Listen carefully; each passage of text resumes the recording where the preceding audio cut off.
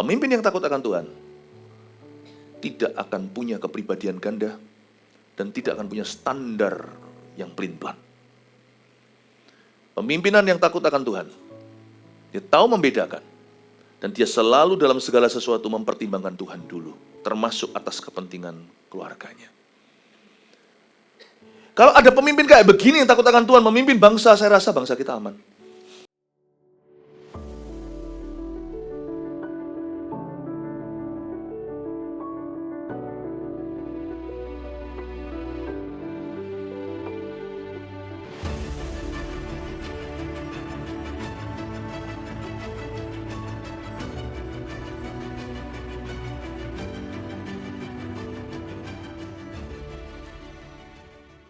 Bapa di sorga, kami datang untuk menyembah-Mu di dalam nama Putra-Mu, dan kami senang dan bahagia berada di hadirat Allah. Lebih baik satu hari di rumah-Mu, di pelataran saja. Nggak usah sampai masuk ke rumah, itu lebih baik satu hari di sini daripada 1000 tahun, 1000 hari di tempat lain. Bentuklah kami hamba-hamba-Mu, anak-anak-Mu, sehingga kami menjadi serupa dengan gambaran-Mu.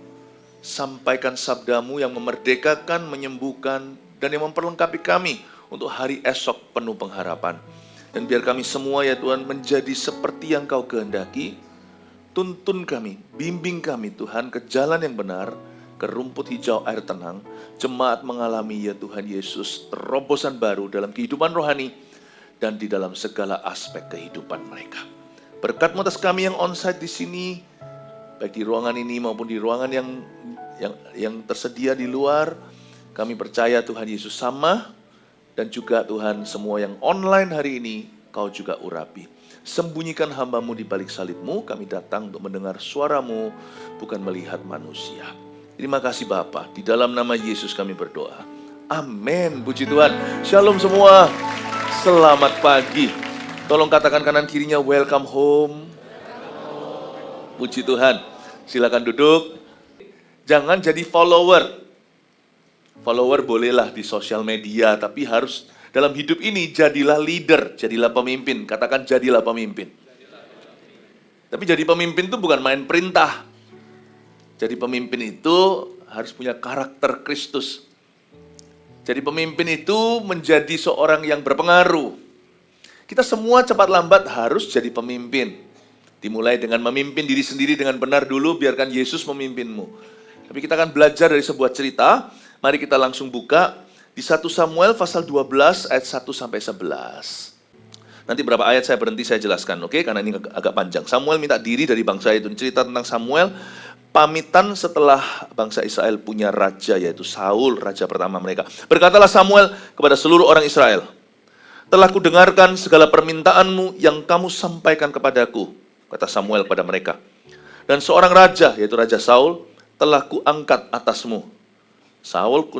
Samuel akhirnya mengabulkan permohonan bangsa Israel. Dulu Samuel lah yang memimpin Israel. Israel dipimpin oleh seorang nabi atau dipimpin oleh seorang hakim. Samuel adalah hakim hakim terakhir di Perjanjian Lama. Tapi karena bangsa Israel melihat kanan kiri, makanya nggak baik untuk kita itu terlalu banyak shopping mata. Hidup itu nggak jadi penuh, malah jadi berkurang. Coba lihat ya, kalau pernikahan suka mata laki-laki jelalatan begitu, nggak bisa setia sama istrinya, nggak bisa menikmati pernikahannya. Bergereja juga sama, kalau orang yang suka sana-sini snack rohani, malah nggak bertumbuh kok, bener. Mau ditumbangin tangan sama nabi-nabi, sama hamba-hamba Tuhan besar juga percuma. Buah itu karena tertanam, bukan karena jalan-jalan. Jadi jaga-jaga kalau di sini pagi-pagi sekarang, kalau ini jemaat GMS, ini udah menjadi keluarga anak-anak rohani. Tapi kalau Anda belum, ya, kalau Anda di sini hari ini, minggu ini, gereja nggak mungkin akan mengusir siapapun, karena gereja itu terbuka. Coba lihat kesetnya di luar, welcome home tulisannya. Ada nggak ya kesetnya ya? Ya. Dan pasti kita akan terima semua orang, tapi saya ingin menghimbau, mengingatkan. Kalau Anda tertanam di sebuah gereja, tertanamlah. Tapi kalau semuanya Anda memang masih nggak tertanam, nggak jelas, buat keputusan, make up your mind. Jangan ke kiri kanan. jangan ke kiri kanan. Saya baru kembali dari Australia beberapa waktu yang lalu. Dan ada jemaat dulu yang jemaat gereja lain yang terus datang ke gereja kita. Minggu itu mesti datang gitu sekali. Lalu apalagi kalau pas lagi saya datang gitu misalnya, dia mesti datang. Which is okay, saya senang sekali untuk bertemu. Tapi saya jadi prihatin dengan kerohanian seseorang. Saya nggak tahu ternyata ada orang begitu. Suatu hari, bukan saya nggak datang di sana pas lagi live streaming, saya ngomong begini. Ya, ini bukan tentang skenario curi domba, tapi curi rumput. Saya bilang makanlah di mana engkau digembalakan. Itu rumput dari Tuhan. Kalau nggak yakin di situ jangan berumput di sana. Atau jangan berumput di sini. Kalau Anda nggak yakin di sini. Buat keputusan. Kalau enggak nanti membingungkan. Anda sebagai pemimpin, papanya begitu atau mamanya. Anak-anaknya gimana? Nanti gini. Akhirnya nggak jelas nanti suatu hari kalau dia terhilang, tersesat. Siapa yang cari? Siapa yang bertanggung jawab? Siapa yang mendoakan? Waktu saya bilang tentang curi rumput itu, dia syak. Lalu dia memutuskan akhirnya. Tapi puji Tuhan dia memutuskan hanya tertanam di GMS Australia. Dia nggak mau main-main lagi begitu-begitu. Karena dia tahu itu salah. Jadi jangan sampai kita tuh shopping mata, shopping telinga. Ini yang terjadi dengan yang namanya Raja Saul. Bangsa Israel. Loh, tetanggaku ada raja. Orang Amori ada raja. Orang Filistin punya 5 malahan rajanya 5 kota. Kita kok nggak punya? Kita kok dipimpin Nabi. Kalau kita dipimpin sama manusia itu kan selalu suka membanding-bandingkan. Dan dia selalu merasa dirinya kurang. Situ punya raja, sini punya raja. Kita hanya dipimpin oleh seorang hakim, Nabi. Dia pun tidak pernah memakai mahkota atau crown. Akhirnya bangsa Israel terpengaruh. Bukan jadi pengaruh, malah terpengaruh. Mereka ngotot nih. Kami minta seorang raja seperti tetangga-tetangga. Ya, karena mereka terlalu banyak lihat toko sebelah. Dan mereka berkomentar, tetangga masa begitu. Ini nggak tahu kalau saya sebut semua nama-nama program TV ini. Akhirnya mereka juga mau begitu. Akhirnya Tuhan kabulkan. Makanya nanti kebaktian berikutnya saya akan ajarkan, ini kita harus bisa membedakan Tuhan izinkan atau Tuhan berkenan. Jangan terlalu happy kalau doa dikabulkan. Tanya Tuhan izinkan atau Tuhan kenan. Singkat cerita akhirnya raja diberi oleh Tuhan. Samuel mengabulkannya. Sebenarnya Tuhan yang mengabulkannya. Samuel hanya perantara. Ayat 2. Maka sekarang raja itulah yang menjadi pemimpinmu. Saya ingin Anda belajar dari Nabi Samuel yang bukan raja, tapi dia ini pemimpin yang luar biasa. Saul nanti meskipun raja, pemimpin yang payah. Kepemimpinan itu bukan posisi atau gelar. Kepemimpinan itu fungsi dan karakter. Wibawamu tidak terletak di mimbar. Wibawamu terletak di kapasitas hatimu. Saya ingin Anda melihat bahwa Samuel adalah pemimpin yang patut kita panut. Yang jadikan panutan. Baik kita yang mau jadi suami yang baik, papa yang baik, guru yang baik, pegawai negeri yang baik, menjadi seorang komandan yang baik, menjadi seorang pendeta yang baik, CGL yang baik, coach yang baik, yang menjadi seorang manajer, direktur yang baik. Belajarlah dari Samuel, bukan dari Saul. Samuel berkata gini ayat 2, saya sekarang mulai bedah dia ya. Maka sekarang raja itulah yang menjadi pemimpinmu. Samuel melemparkan mahkotanya. Karena Tuhan sudah mengabulkan, mendingan gua angkat. Siapa yang Tuhan pilih? Baik itu yang melanjutkan. Having got nothing to do with you, tidak ada hubungan lagi denganmu, kita harus mempersiapkan hati umat untuk menerima pemimpin baru mereka. Dan kita harus mempersiapkan pemimpin baru itu. Di pasal sebelumnya Samuel mempersiapkan Saul. Di pasal ini sekarang Samuel mempersiapkan bangsa Israel. Guys, sekarang ini bukan aku yang mimpin kamu. Dia nggak pakai tangis-tangisan kayak dulu program di televisi zaman dulu ya. Saya lihat 10 tahun yang lalu. Kalau kalah tereliminasi, wah tangis-tangisan satu kampung. Jangan begitu. Pemimpin yang baik tidak menarik perhatian pada dirinya sendiri. Kalau itu hanya berurusan dengan perasaan dan gengsi atau hanya dengan egonya atau hanya dengan harga diri. Jangan begitu. Don't cry for me Argentina. Jangan izinkan orang menangisimu, meratapimu. Karena mereka itu masih banyak tugasnya. Samuel itu tidak egois. Pemimpin yang baik tidak egois. Kalau ada di sini pria yang tidak egois, dia akan menjadi suami kualitas pertama. Kalau ada di sini seorang laki-laki yang tidak egoistis, dia akan menjadi seorang papa yang luar biasa tanpa harus jadi sempurna. Kalau ada seorang wanita yang tidak egois, dia akan menjadi penopang bagi suaminya. Kalau di sini ada seorang Kristen yang gak egois, dia akan menjadi leader terbesar berikutnya. Samuel itu loh, sekarang dia berkata, maka sekarang ya, raja itu yang jadi pemimpinmu, bukan aku. Dia tidak mengucapkan dengan tonasi untuk berbelas kasih pada diri sendiri atau mengasihani dirinya. Dia ucapkan itu dengan gagah perkasa. Guys, dia yang jadi pemimpinmu ya. Catat, oke? Dia yang jadi pemimpin, bukan cuci tangan. Nanti kita lihat di ayat-ayat berikutnya, Samuel berjanji terus mendoakan dan turut terlibat. Tanpa harus setir. Dia berkata, guys, itu yang jadi pemimpinmu. Tapi aku ini telah menjadi tua dan beruban. Don't speak highly about yourself. Jangan bicara terlalu tinggi tentang dirimu sendiri.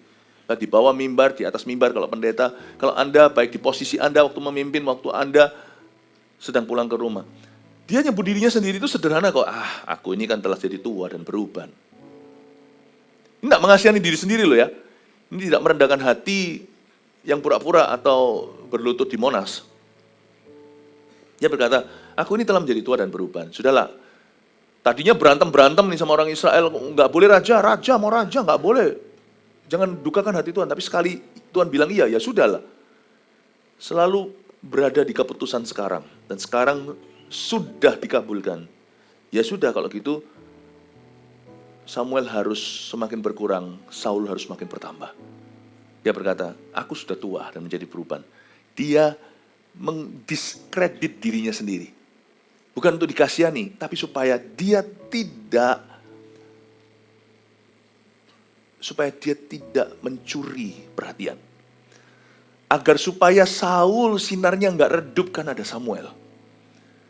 Karena dia memikirkan nasib bangsa Israel. Seorang pemimpin akan memikirkan orang berikutnya dalam perkara sederhana.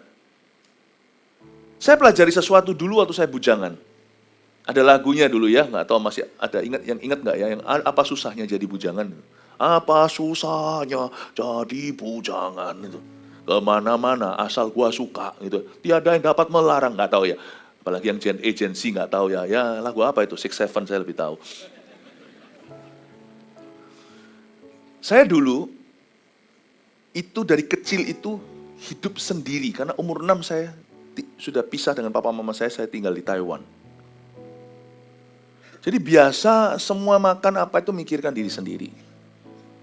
Sempat pulang ke Indo untuk selesaikan SD, SMP saya sudah ada di Singapura. Jaga adik saya ikut saya. Kalau di Taiwan saya dijaga kakak saya. Lalu setelah itu kami pindah ke Kanada. Jadi dulu kalau saya makan untuk diri saya. Saya bisa loh dulu sampai beberapa orang, karena saya nggak biasa dengan kebudayaan di Indonesia. Orang sini kalau mau makan kan bilang makan. Kadang-kadang kalau gitu saya dulu nggak ngerti makan, karena kita nggak pamit-pamitan di sana. Makan. Loh, kadang-kadang saya bilang makan gitu, orang pamit makan, makanan sudah di mulut saya. Nggak enak saya mau kon. Dulu saya bisa pesan makanan tuh lebih daripada yang saya bisa selesaikan. Sekarang saya memikirkan orang. Tuhan mengubah situasi hidup saya ketika saya bertobat. Saya nggak mikirin diri sendiri. Urusanku. I mind my business, you mind your business. Gitu. Aku nggak urusi kamu, nggak bisa begitu. Sekarang hidupku bukannya aku lagi. Lalu saya menikah. Menikah saya harus memikirkan pasangan saya. Punya anak, saya harus pikirkan anak-anak saya. Odol itu pasta gigi itu. Setelah saya pakai, saya selalu pastikan orang berikutnya pakainya mudah. Saya tutup dulu. Wah, kapal pecah. Apa susahnya jadi bujangan? Dari kecil tuh saya hidup sendiri. Sekarang saya tutup dulu, saya pastikan itu di atas semuanya mudah dipencet. Suatu hari waktu saya keluar, saya mikir loh, kok sekarang saya jadi gini ya? Anduk saya pastikan dulu ini nanti waktu sebelum keluar hotel, kalau kita lagi di hotel gitu ada anak-anak, pastikan mana handuk yang dipakai yang kering, saya yang sudah basah saya taruh dulu, nanti yang taruh di lantai, taruh di bathtub supaya di bak mandi supaya diganti. Saya pikirkan nanti keluarga saya, ya pintu saya tutup, saya kembali lagi pastikan oke sudah tutupnya rapat. Dulu tutup nggak mikir. Saya pelajari sesuatu ya. Kalau kita semakin dewasa, secara jiwa aja bukan secara rohani, Karena sekarang jadi papa. Sekarang jadi suami. Secara rohani harus memikirkan umat Allah. Kita pasti memikirkan orang berikutnya. Kita tidak akan menjadi sumbatnya, penghalangnya. Pemimpin besar itu tidak tentu terkenal. Pemimpin besar itu yang memikirkan orang berikutnya. Supaya jalan mereka lebih mudah dari jalan kita. Supaya jalan mereka lebih mudah daripada jalannya. Makanya itu dia berkata, raja itu yang memimpinmu, aku ini jadi tua dan berubah. Dia harus copot dirinya. Copot figurnya di hati umat Israel atau umatnya. Bukan hanya umat N huruf besarnya Tuhan. Tapi ini juga umatnya Samuel. Dia harus dismembering seperti barang yang bisa dicopot-copot itu. Dia harus mencopot dirinya agar supaya mereka bisa mendapat gambar Saul yang lengkap. Ini bukannya spiritnya Yohanes Pembaptis yang mempersiapkan jalan bagi Tuhan.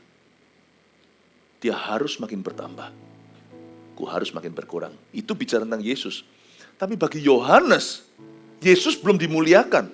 Bahkan sempat dia tanya, apakah engkau atau kita tunggu orang lain lagi? Yohanes sempat bimbang. Ya itu nggak dibenarkan. Tapi kenapa begitu? Karena bagi Yohanes susah. Tolong pahami konteksnya Yohanes Pembaptis. Yesus itu cousin-nya, sepupu, dan lebih muda setengah tahun dari Yohanes. Elizabeth hamil dulu sebelum Maria. Bagi kita Yesus 2000 tahun lalu. Bagi dia adik sepupuku. Dia harus makin bertambah. Ku harus makin berkurang. Dia udah baptis ribuan orang. Yesus masih dibaptis sama dia. Kamu tuh juniorku. Kalau ini sama-sama angkatan. Aku angkatan 96. Dia angkatan 2006. Dia itu adik kelasku. Aku sekolah tinggi dulu, perwira tinggi dulu. Dia itu baru menyusul nanti. Kok tiba-tiba bintangnya, dia bintang dulu? Paham maksud saya?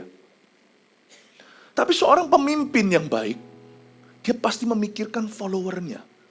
Dan dia tidak memikirkan followernya dalam konteks dirinya. Dia memikirkan followernya dalam konteks mereka. Dalam konteks mereka. Dan dia pikirkan demi kebaikan mereka, dia pikirkan apa yang merupakan kehendak Allah bagi mereka sekarang. Menjadi pemimpin besar itu tidak harus terkenal. Tapi kita pelajari perkara sederhana, pastikan pasta giginya itu mudah untuk dipakai setelah Anda. Apa yang kau buat basah, kau keringkan supaya orang berikutnya nggak kepleset di kamar mandi. Mikirnya itu ke situ. Belajarlah dalam perkara sederhana, lalu perkara yang lebih rumit. Jadilah pemimpin yang takut akan Tuhan. Tapi aku ini telah menjadi tua dan beruban. Always speak down, jangan speak up. Selalu bicara yang ke bawah. Kecuali kalau Anda mengajarkan seni kepemimpinan dan bukakan rahasianya. Begini begitu perubahannya. Kalau enggak, kalau itu berhubungan dengan orang lain, dan itu sudah mereka sekarang sudah dalam kondisi sedang memimpin, Anda dan saya kalau melihat siapapun juga yang Tuhan angkat, dalam konteks Anda hidup masing-masing, empower, perlengkapi orang itu. Jangan menjadi saingan. Dan bukankah anak-anakku laki-laki ada di antara kamu? Akulah yang menjadi pemimpinmu dari sejak mudaku sampai hari ini. Ayat 2, 2b. Samuel ada menyinggung tentang anak-anak kandung. Bukankah anak-anakku laki-laki ada di antara kamu? Kita semua tahu, anak-anak Samuel jahat. Mirip seperti anak Eli, seorang imam. Sebelum Samuel, Imam Eli itulah yang membesarkan Samuel di bait Allah. Imam Eli ini anaknya dibuat Tuhan mati semuanya karena jahat. Samuel juga anak-anaknya jahat. Ya namanya kadang-kadang itulah ironisnya hidup ini. Ada orang tua baik, anaknya jahat. Ada orang tua nggak keruan, orang tuanya penjahat, koruptor, mafia, tapi anak-anaknya di gereja takut akan Tuhan. Bahkan orang-orang nggak tahu itu anaknya orang itu. Karena orang ini hidup benar. Ya itu rahasia hidup yang kita nggak mengerti. Tetapi yang pasti di sini, Samuel berkata, anak-anakku laki-laki ada di antara kamu. Paham maksudnya ada di antara kamu? Mereka tidak di mimbar sama aku. Karena mereka berdosa. Dulu mereka imam. Tapi karena mereka skandal, mereka sekarang kan ada di antara kamu. Artinya di antara kamu itu, aku dudukkan mereka, dipulihkan, duduk di tengah-tengah jemaat. Mereka tidak kuberi hak untuk memimpin karena mereka berdosa kepada Tuhan. Coba lihat ya, pemimpin yang takut akan Tuhan, takutnya sama Tuhan. Dia tidak akan takutnya sama Tuhan. Bahkan dia tidak akan pandang bulu kalau itu keluarganya. Ini yang membuat Samuel beda sama Eli. Eli terkutuk, bahkan Elinya pun dikutuk. Samuel sampai akhir hayatnya seorang hamba Allah yang luar biasa. Sampai matinya, Samuel itu tetap seorang yang berkenan kepada Allah. Samuel yang sama yang mengurapi Raja Saul, Samuel sama yang menjadi bapak rohaninya Raja Daud. Ini Samuel yang luar biasa. Bedanya di situ, karena Eli takut sama anak-anaknya. Sehingga ketika anaknya berdosa, dia ikut-ikutan. Akhirnya semua disikat sama Tuhan. Samuel, anaknya dosa, itu suatu menjadi kepedihan hatinya. Itu menjadi duri dalam dagingnya. Tapi Samuel dudukkan anak-anaknya. Anak-anakku sekarang ada di antara kamu. Congregation. Dia tidak bersama dengan aku memimpinmu. Karena mereka berdosa. Bukan karena mereka tidak punya karunia, karena mereka berdosa. Very powerful statement ini, pernyataan ini. Pemimpin yang takut akan Tuhan tidak akan punya kepribadian ganda dan tidak akan punya standar yang pelin-pelan. Pemimpinan yang takut akan Tuhan, dia tahu membedakan dan dia selalu dalam segala sesuatu mempertimbangkan Tuhan dulu, termasuk atas kepentingan keluarganya. Kalau ada pemimpin kayak begini yang takut akan Tuhan memimpin bangsa, saya rasa bangsa kita aman. Sungguhan. Bukankah semua jawabannya di sini? Bangsa, negeri, perusahaan, keluarga, gereja, segala sesuatu jatuh bangunnya atas dasar pemimpin. Di atas dasar kepemimpinan yang benar atau kepemimpinan yang salah. Wah, pagi-pagi begini langsung dikasih seminar kepemimpinan. Gak apa-apa ya, gak buang-buang waktu. Saya kan gak bisa setiap waktu ada di balik papan. Ngomong kanan kirinya, siap-siap mencerna. Saya kasih makanan keras, perlu dikunyah. Bukan yang gluk-gluk yang enak didengar. Tapi bukan berarti dimarah-marahin. Orang itu salah ngerti kan, karena makanan keras itu dibentak-bentak. Bukan, makanan keras itu artinya sesuatu yang perlu kau renungkan. Sesuatu yang sampai masuk ke sini sampai mengubah kelakuan. Saya kasih seminar kepemimpinan. Karena jatuh bangunnya segala sesuatu itu di tangannya seorang pemimpin. Kalau ada pemimpin kayak begitu kan, di dalam negara ini, Kristen atau bukan ya, mereka tidak lakukan kerohanian, tapi kita berdoa supaya pemimpin-pemimpin di negara ini diberikan roh takut akan Tuhan. Akulah yang menjadi pemimpinmu dari sejak mudaku sampai hari ini. Kalimat itu di kalimat terakhir ayat 2, kata menjadi pemimpinmu di situ itu sebenarnya artinya akulah yang telah menjadi gembalamu. Setiap pemimpin yang takut akan Tuhan, pemimpin yang baik-baik dalam konteks keluarga, papa, suami, siapa, atau anak-anak muda dengan teman-temannya kalau dia berpengaruh, selalu harus punya hati gembala. Kita itu pasti punya hati gembala. Jangan jadi ya, serigala berbulu domba, itu orang munafik. Dalamnya serigala, luarnya domba. Jangan. Tapi jadilah gembala berbulu domba. Hatinya itu gembala, tapi dia itu domba. Ini harapan kami di GMS, setiap jemaat itu nggak ada jadi follower, semua berhati gembala.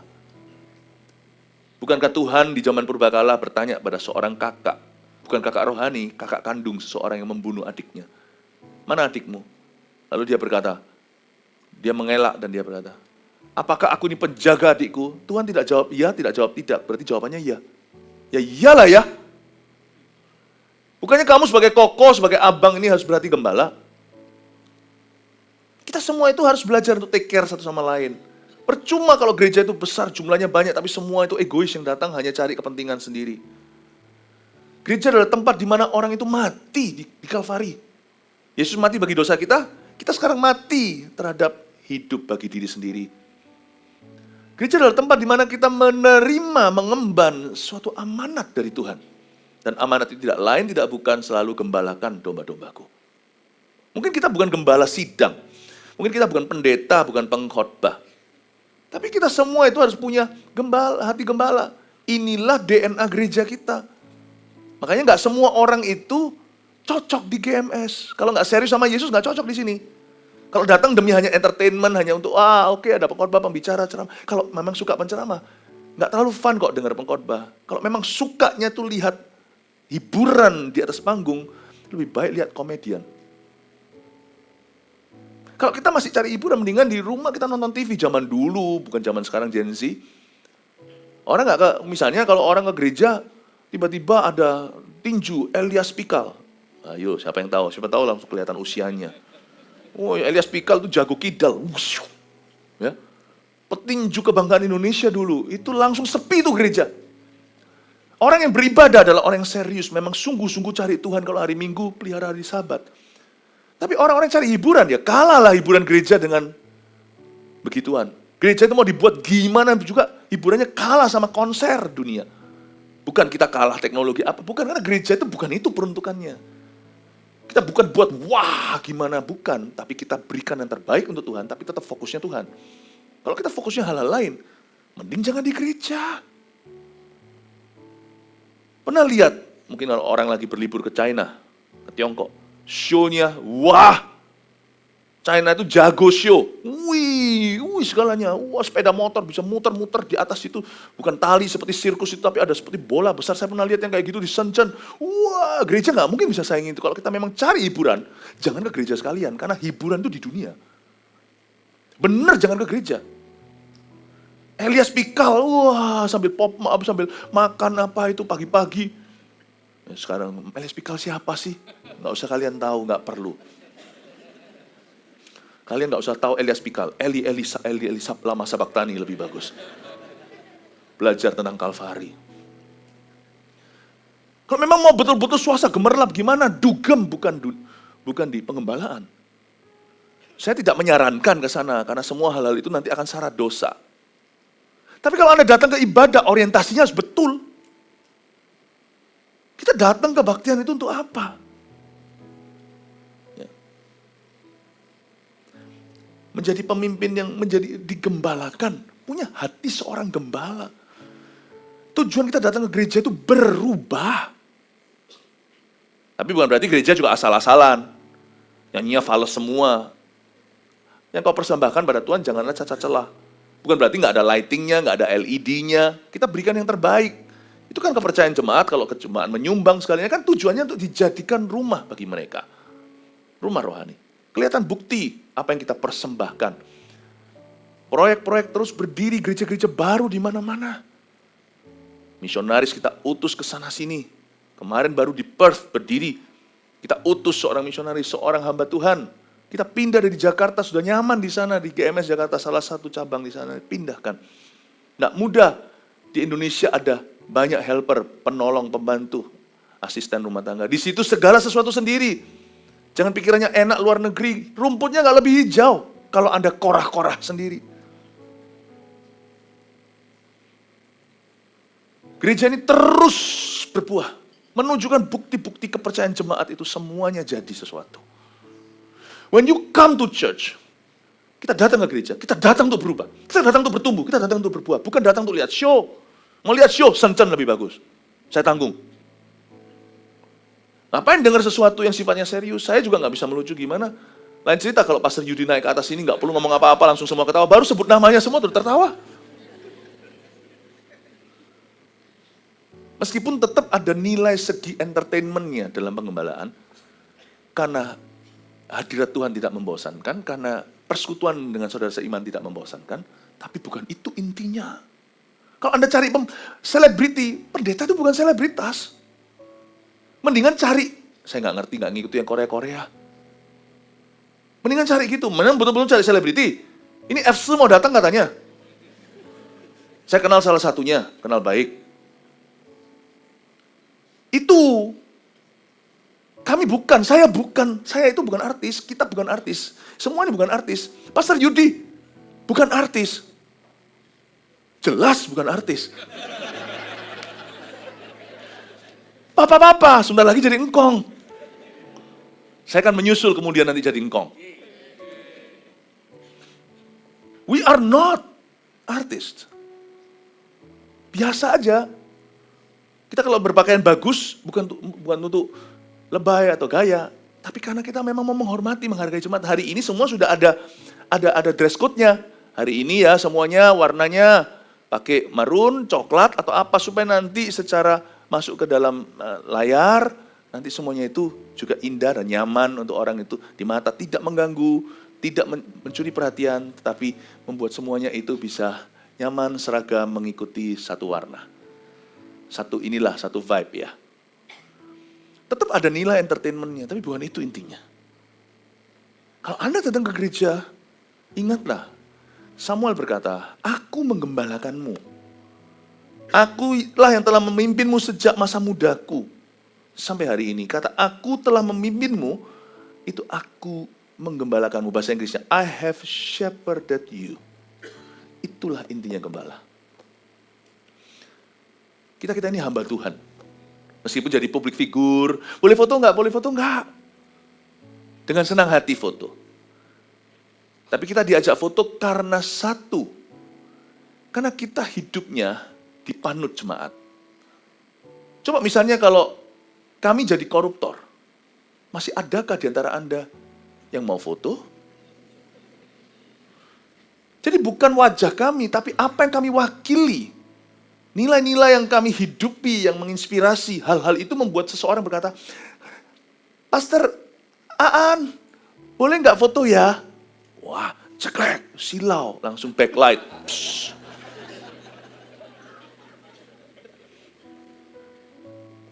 Coba kalau kami salah, kalau kami skandal. Jadi seorang hamba Tuhan juga tidak boleh GR, seorang pemimpin jangan merasa dirinya besar. It's the righteousness and truth, kebenaran yang kau hidupi dan kau beritakan dan kau buktikan, itulah yang membuat jemaat mengagumimu. Sedangkan kalau di dunia, mereka mau gimana yang namanya kebudayaan artis, orang nggak peduli. Sana mau minum-minum, mabuk-mabuk. Semua orang mau foto sama mereka, karena mereka nggak peduli moralitasnya. Dunia punya gaya bahasa yang berbeda, punya jalur yang nggak sama. Pokoknya yang penting lu terkenal, penting di film-film ini ada orang ini, aku mau foto Harrison Ford, aku mau foto sama Arnold, suasana seger. Gak peduli dia mau gimana kehidupan pribadinya. Jangan kita ikut-ikutan, gereja is different. Kita harus tahu kita siapa, kita bukan siapa. Dan tahukah Anda jemaat kenapa Anda datang ke gereja? Why? Mau cari entertainment? Not the place, tempat ini bukan. Mau cari ceramah? Ngapain cari ceramah? Kalau ceramah itu tidak menumbuhkan, dan kita harus tahu ceramah itu menumbuhkan kalau Anda tertanam. Kalau enggak percuma. Anda hanya pulang bawa knowledge. Anda tidak punya pulang bawa relationship atau hubungan, Anda tidak membawanya. Karena jubah Elia tidak untuk semua. Jubah Elia adalah bagi orang yang mengikutinya. Saya harap Anda mengerti ya bagaimana caranya untuk bertumbuh dari nol jadi pemimpin. Wah, ini bahkan saya belum bisa selesaikan semua 11 ayat, tetapi semoga dari apa yang saya sampaikan ini bisa memberi Anda fondasi, memberi clearance, jelas di sini. Membahasakan apa yang selama ini menjadi misteri, yang tidak terutarakan, terucapkan, tidak terjabarkan. Siapa suruh Anda datang pagi-pagi dapat pesan seberat ini? Dan saya hari ini, saya sampai mengagumi, tahu nggak? Pastor Yudi belum tertidur pula. Tidur tadi malam cuma 3,5-4 jam. Saya lihat, masih bangun. Siapa di sini diberkati Tuhan? Amin. Katakan kanan kirinya, bertumbuhlah. Jadilah seorang pemimpin suatu hari. Kasih tepuk tangan untuk Tuhan. Cepat aja kalau bisa saya selesaikan beberapa lagi, ayat yang ketiga. Di sini aku berdiri, katanya Samuel, berikanlah kesaksian menentang aku di hadapan Tuhan. Wih, ditantang jemaatnya. Berikan kesaksian tentang aku di hadapan Tuhan. Dan di hadapan orang yang diurapinya, yaitu di hadapan Saul yang sudah diangkatnya. Lembu siapa yang sudah kuambil? Keledai siapa yang telah kuambil? Kalau lembu, keledai itu apa ya? Mobil siapa yang kuambil? Gitulah. Ya. Siapa yang telah kuperas? Siapa yang di sini pernah aku mintain uang? Siapa pernah? Jadi dia bukan seorang hamba Tuhan yang terus proposal ke. Siapa yang telah kuperlakukan dengan kekerasan? Dengan kata lain, siapa yang pernah kulecehkan? Angkat tangan, cowok atau cewek? Kalau zaman dulu masih cewek, zaman sekarang cowok cewek sudah. Zaman LGBT seperti ini. Siapa yang pernah aku lecehkan? Angkat tangan di antara jemaat. Buktikan. Dari tangan siapa telah kuterima sogok, sehingga aku harus tutup mata. Aku akan mengembalikannya kepadamu. Kata sogok, kuterima sogok. Sogok di sini. Siapa yang di sini? Pernah aku kasih hint atau apa namanya? Kasih aku berikan saran halus. Aku butuh apa? Gimana menyukakan aku, menyenangkan aku dengan pemberian materi. Hamba-hamba Tuhan mesti harus hati-hati. Seorang pemimpin tidak akan pesan sponsor. Tidak akan. Seorang pemimpin yang takut akan Tuhan, dia tahu bahwa Tuhan yang pelihara dia, dan semua jalur-jalur, baik itu salary, gaji, semua berkat yang dia terima. Kalau Anda di dalam dunia kerja, beda konteksnya dengan pendeta. Anda kalau seorang entrepreneur atau punya usaha, dari dividen Anda, dari penghasilan Anda, cukupkan, kata Yohanes Pembaptis, dengan gajimu atau dengan penghasilanmu. Setiap kita punya ranah bagian kita masing-masing di mana Tuhan pelihara. Seorang hamba Tuhan pun yang diberikan pengaruh mimbar harus hati-hati. Pengaruh mimbar itu kau harus bersembunyi di balik salib. Jangan sampai, ini dari pendeta dulu saya beritahukan ya, jemaat tahu apa yang kau butuhkan. Apalagi kalau kita sudah diberikan gaji tetap. Jangan sampai jemaat tahu apa yang kau butuhkan. Sampai hari ini, Anda tidak tahu kan saya butuh apa kan. Pernah sekali, secara nggak sengaja jemaat tahu apa yang saya butuhkan karena saya nggak bisa disembunyikan, lutut saya bengkak. Tahun 2015 itu, lutut saya bengkak. Saya mengalami satu kondisi di mana ada bahasa kerennya itu, bahasa medisnya. Itu di dalam ini keluar cairannya, itu di dalamnya itu ada serpihan-serpihan itu ribuan di sekeliling lutut saya. Ini bukan karena apa? Ditanya karena apa? Olahraga apa? Bukan. Ini suatu kondisi. Itu jadi segala sesuatu asing atau sesuatu yang sifatnya benda-benda asing di sini yang membuat lutut saya keluar cairan itu karena itu pelumas, badan bereaksi begitu. Tapi intinya itu bukan dia cairannya. Apa yang membuat cairan itu muncul? Karena ada benda-benda namanya tumor jinak di sini. Tapi jumlahnya itu ratusan. Di sini. Jadi kalau bengkak gitu kan saya nggak bisa sembunyikan. Akhirnya saya cuma bilang untuk jemaat untuk doakan. Saya pernah sembunyikan waktu lagi KKR di Shinjuku, di jalanan itu ada di dokumentasi di YouTube, namanya Shinjuku 2015. Saya di jalanan, saya bebet.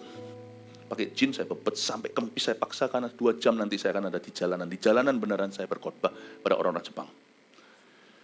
Jemaat tahu kondisi saya. Saya hanya minta doa. Minta doa. Tahu nggak? Tiba-tiba rumah saya berubah jadi apotek.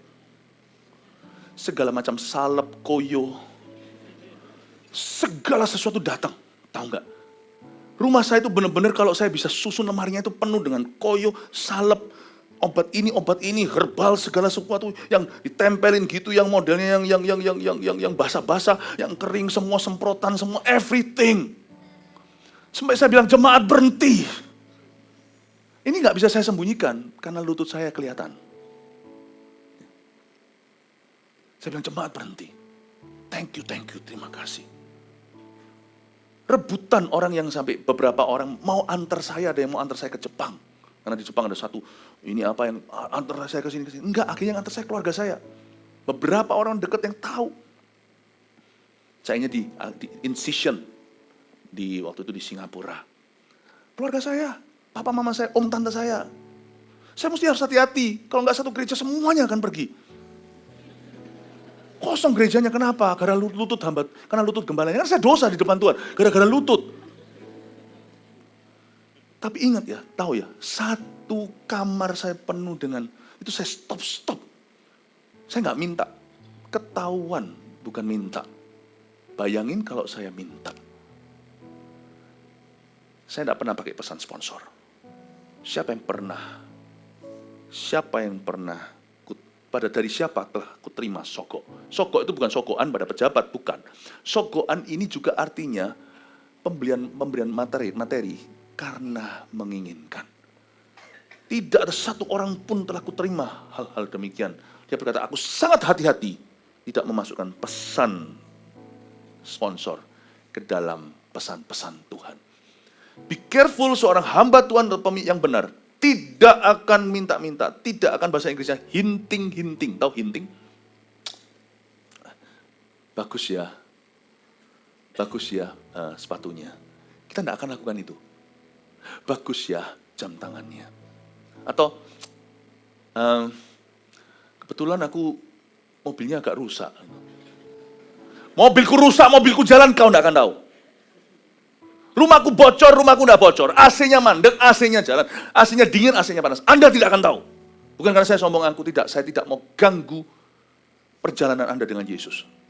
Sesedikit mungkin aku, itu pun nggak bisa sedikit sama sekali.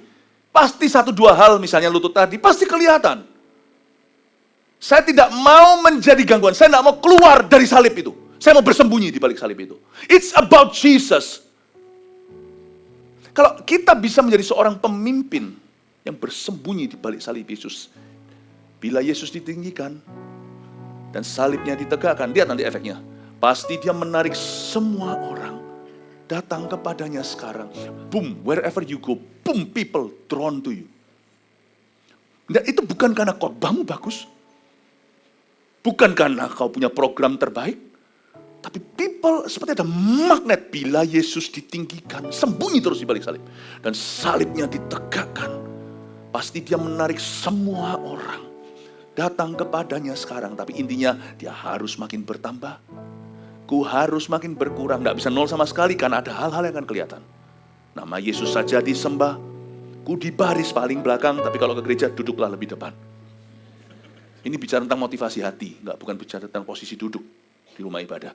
Bila Yesus ditinggikan dan salibnya ditegakkan, pasti dia menarik semua orang datang kepadanya sekarang. Jangan sampai orang tahu kebutuhanmu.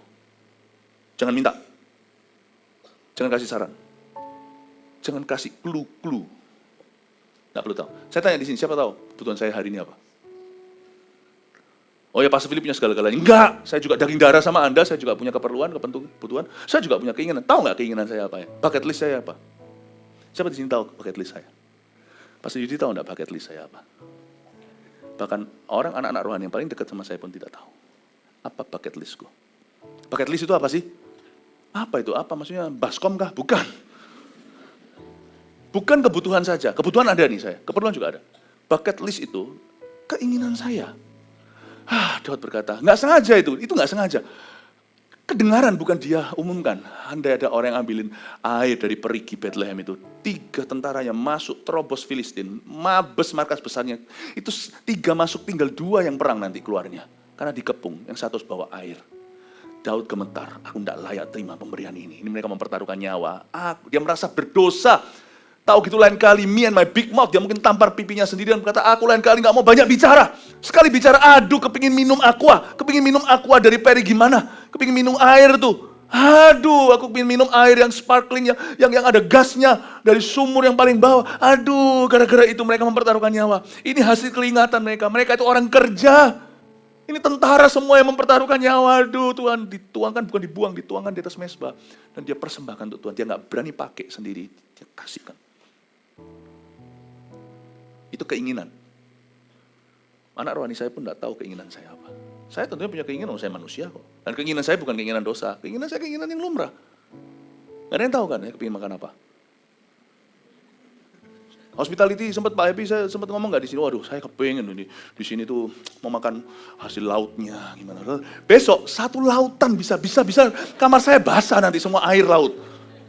Saya ada minta enggak sesuatu? Saya minta, kira-kira saya kasih hint itu waktu datang. Wah, Balikpapan ya. Di Balikpapan ini ada apa ya? Ada hasil lautan ya. Saya kepingin makan udang ini. Ada enggak? Never. When you open your mouth, it's always Christ and people. Dan kalau itu bukan hanya untuk pendeta. Saya sarankan Anda untuk punya karakter seperti ini di dalam dunia kerja Anda. Sebab pemimpin yang begini nanti lama-lama menjadi pemimpin yang profesional. Amat sangat profesional. Personalnya dengan orang, tapi bukan menarik perhatian. Amin Bapak Ibu. Semoga menjadi pemimpin yang begitu ya. Siapa yang pernah kuterima sogok dan sebagainya? Oke, cepat aja ayat 4 jawab mereka. Engkau tidak memeras kami, dan engkau tidak memperlakukan kami dengan kekerasan. Dan engkau tidak menerima apa-apa dari tangan siapapun. Biar orang lain yang akan bisa membuktikan apakah kepemimpinan kita itu takut akan Tuhan atau memakai nama Tuhan. Saya harapkan, saya tidak bisa berhenti sampai ayat 11. Udah selesai sampai ayat 4. Nanti kita langsung lanjut sesuai dengan rencana. Sekarang sudah minus 2 menit, saya harus berhenti. Ya, sebab ibadah berikutnya akan menunggu. Karena itu, saya cukup sampai ayat 4 ini, jawab bangsa Israel kepada Samuel, tidak, engkau tidak pernah memeras kami. Aduh, ini satu langkah sebelum nanti dari Tuhan berkata, engkau hambaku yang baik. Satu kata sebelum Tuhan berkata, nanti di akhirat adalah apa kata manusia. Memang kita tidak boleh dengarkan opini orang, tetapi satu hal ini kita mesti dengarkan. Penilaian orang lain lebih objektif daripada penilaian kita akan diri sendiri. Jawab mereka, engkau tidak memeras kami. Engkau tidak memperlakukan kami dengan kekerasan. Engkau tidak melecehkan siapa-siapa. Engkau tidak pernah menekan orang-orang di bawahmu. Dan engkau tidak menerima apa-apa. Engkau tidak menerima apa-apa dari tangan siapapun. Setelah Samuel mati, disambung berikutnya dengan kalimat Tuhan. Baik sekali perbuatanmu, hai hambaku. Masuklah ke dalam sukacita Bapakku. Terimalah upahmu di sorga. Saya harap suatu hari kita semuanya akan diadili Tuhan berdasarkan dengan bagaimana caranya kita mengikuti Yesus, meneladani Yesus. Dan bagaimana caranya kita berpengaruh dan juga mempengaruhi hidup orang lain dan memimpin mereka. Suatu hari, bukan hanya negara, bangsa, gereja, keluarga, bahkan perusahaan, tetapi jatuh bangunnya seseorang di akhirat juga di atas dasar kepemimpinannya di hidup ini. Bagaimana Tuhan memimpinmu, bagaimana kau mengikuti Dia, dan bagaimana kita mewakili Tuhan dalam bidang kita yang berbeda-beda. Semoga Anda semuanya dengan tertanam di gereja ini menjadi pemimpin yang bagus seperti Tuhan Yesus. I love you. Mari kita semuanya bangkit berdiri. Tuhan Yesus mengasihimu.